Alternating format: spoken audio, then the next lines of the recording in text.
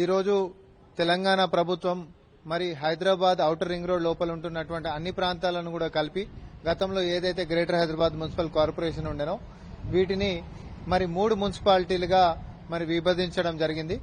ఒకటి greater Hyderabad municipal corporation, ఒకటి Cyberabad municipal corporation, ఇంకొకటి మల్కాజ్గిరి మున్సిపల్ కార్పొరేషన్.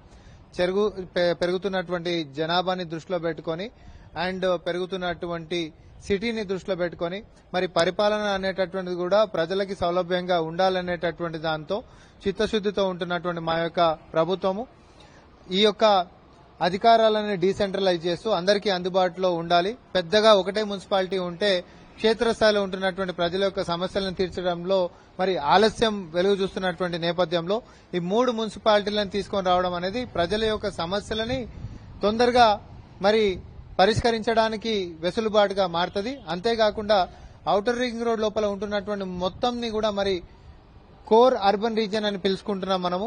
దీంట్లో కావాల్సినటువంటి అన్ని వెసులుబాట్లని అన్ని సౌకర్యాలను కూడా ఈ 3 మున్సిపాలిటీల నుంచి వికేంద్రీకరించుకొని మనం ప్రజల యొక్క సౌలభ్యం గురించి భవిష్యత్తులో అందరికీ మంచి జరిగే ఉద్దేశంతో ఈ నిర్ణయం తీసుకోవడం జరిగింది.